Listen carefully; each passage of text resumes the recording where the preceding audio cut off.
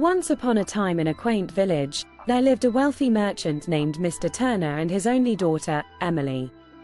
Despite their affluence, Mr. Turner had raised Emily to value hard work and humility. They lived in a grand house with servants and fine things, but Mr. Turner wanted to ensure his daughter understood the worth of what they had. One day, Mr. Turner decided to teach Emily a lesson about gratitude. He arranged for a modest family, the Smiths, who lived in a small cottage on the outskirts of the village, to come to their home for a week. The Smiths were kind and hard-working, but they had very little. Emily was less than thrilled about the arrangement. The Smiths were poor, and their presence at the grand house seemed to Emily like a demeaning act. When they arrived, she was cold and distant, barely acknowledging them. The Smiths, however, were nothing but polite and gracious.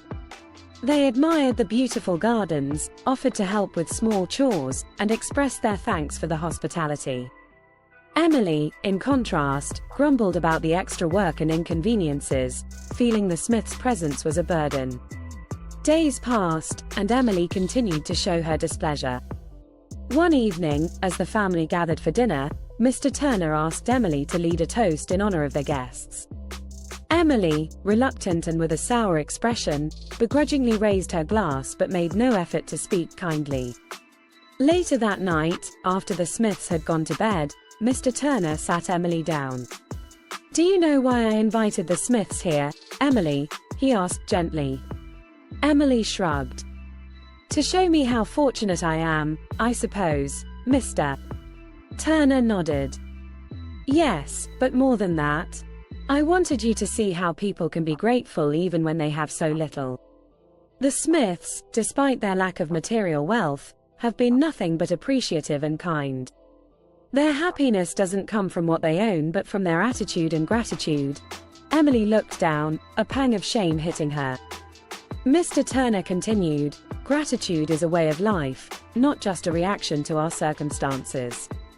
It's about seeing the value in what we have and in the kindness of others." The next morning, Emily woke up with a new perspective. She decided to make a change. She greeted the Smiths with warmth, engaged in conversations with them, and helped them feel more comfortable. By the end of the week, the atmosphere in the house had transformed. The Smiths had become friends, and Emily felt a deep sense of fulfillment from her newfound appreciation for the little things. When the Smiths finally left, Emily felt a mix of sadness and gratitude. She realized that her father's lesson was not just about recognizing their privilege but about cultivating a genuine appreciation for the people and the life she had. From that day on, Emily carried the lesson of the Smiths in her heart. She understood that true wealth lay in gratitude and kindness, and she worked to ensure that her actions reflected that newfound wisdom.